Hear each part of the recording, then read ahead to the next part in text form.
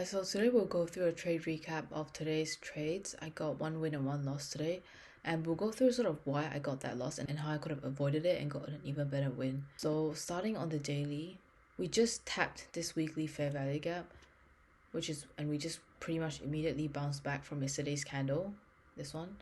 So we tapped that yesterday, and so I had a feeling that we would probably get sort of retracement along this range, along yesterday's range. And we also got this higher time frame SMT right here with GU. Now on the 4 hour, you'll see the SMT a bit closer. It's a pretty high time frame SMT right here, where GU didn't take it and didn't take this low, but EU took this low. So we got that. And then we also got fair value gaps here and here for our fair value gaps. And we have tapped into it, but there was not much reaction here as well. We were just kind of inside that fair value gap and there was no reaction. So that's why it's possible that it will just continue going up a bit more.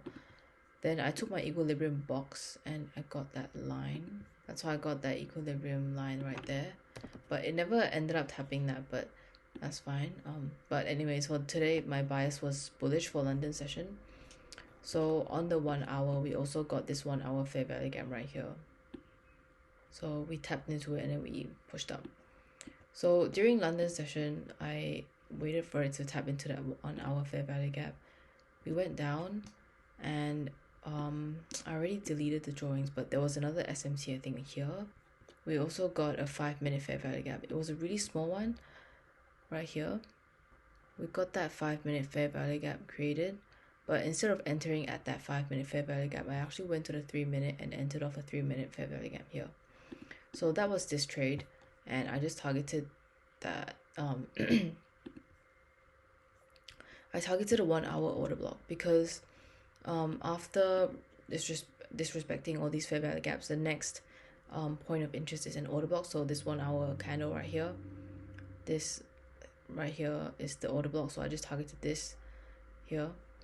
Now for the next trade, since I did anticipate it for it to go higher and for it to reach this 1.83 institutional level or 1.832, one of those levels, and even maybe the equilibrium, I wanted to re-enter the trade, but the mistake that I had was just re-entering off of the equilibrium. So I just took an equilibrium out, measured the equilibrium of this range and got in there, and I had my stops below this low right here. And the reason why that was a mistake was because I feel like because I was looking for that re-entry and I was looking for it and I was trying to get a trade instead of just observing the market, it kind of that equilibrium stood out more. But if I wasn't looking for that trade at all, if I hadn't take this trade and I just wasn't looking for trades and I was just observing the market, that would not be an entry for me. And that's definitely not an entry style that I usually take. There's no confirmation there. It just reached the equilibrium, but there's no confirmation that it's continuing higher. There's no fair value gaps of this range. And even with this high didn't even close above this high. So this whole range was pretty much a lower time frame inducement range. There was a lot of liquidity that was not taken out. So that's why we took this liquidity, had an SMT with GU, and then continued up straight away. So what I could have done was, not what I could have done, but what I should have done. So what I should have done was just wait for something to present itself. So I would never have predicted that it would take this out, but what I could have done was just wait for that fair value gap to show and probably enter. After this fair value gap is formed, instead of entering here, I'll probably enter somewhere here when it retraces close to that fair value gap, and then target the 1.83 or 1.82. So that's what I should have done.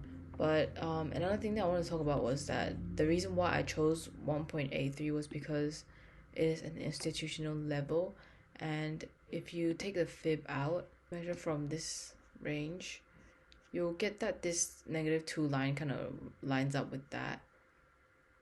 And if you take it from here, this range right here, the -2 line actually lines up with the 1.835 institutional level, which we pretty much just tapped and went straight down. So that was why I sort of aimed for those levels, because they kind of matched, like this one matched with -1 and then so the standard deviations match with the institutional level, so that's why I took profits. That's why I would have taken profits there if that worked out, because there's no much highs and structure here.